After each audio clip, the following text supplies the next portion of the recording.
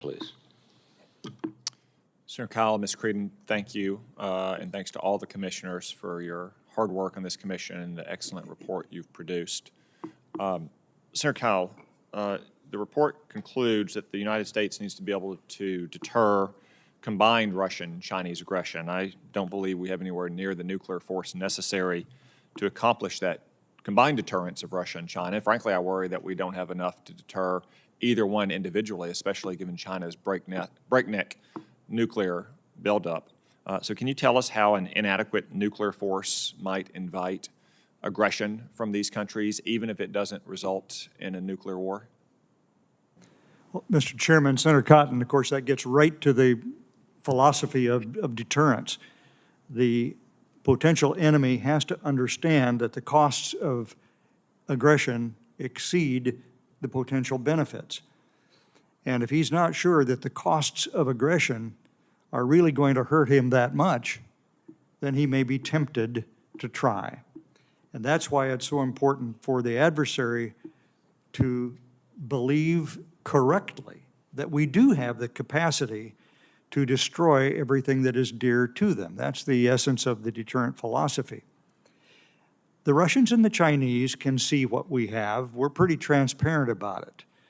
And they're pretty, I'm sure they have a very good idea of the status of our deterrent. And so they know when we're coming up against deadlines that we're not likely to meet. They also know this, that our current program of record simply replaces one-for-one capabilities, as Senator Fisher said in her opening statement. It does not account for the new threat from China. That's why when we say we've got, it's necessary for the POR, but it's not sufficient. We mean it's not sufficient because it hasn't calculated China in the equation. So we've got to have the additional capacity, whether it's additional warheads, the composition of those warheads, the deployment of them, different delivery systems, all of those things would go into our calculations as to what we need to deter this additional threat. And it's not just a concerted conduct between Russia and China. It is the possibility that one of them is engaged with us and the other sees the opportunity to then begin to make the mischief that they'd like to make. So it's an opportunistic kind of aggression. And that, I think, is something that we have to calculate in deciding what we need to deter war.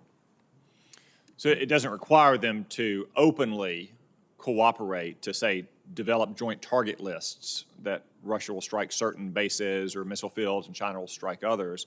They can simply observe the behavior of each other, they can signal to each other, and they can take opportunistic, non-nuclear aggressive actions, confident that America, faced with the nuclear overmatch by the two countries combined, or maybe just one country alone, will in the end back down in, say, Eastern Europe or back down on the Taiwan Strait. Is that the point, Senator Kyle? Yes, Mr. Chairman, Senator Cotton, that's exactly right. And these are two countries that have made no bones about the fact that they intend to be cooperating in the future. I've forgotten the exact phrase they used, but they are bosom buddies when it comes to their goal of making trouble for us.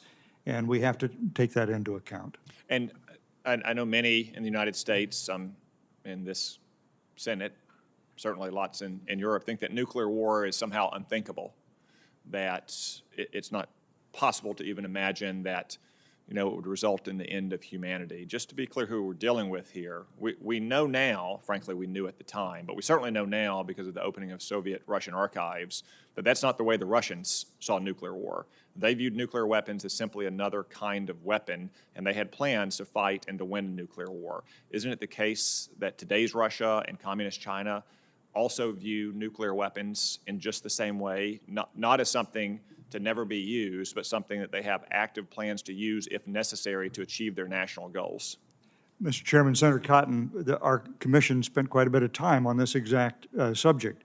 And I think it's the best judgment of the experts in our government that Russia certainly has such a doctrine, and it has been in open sources.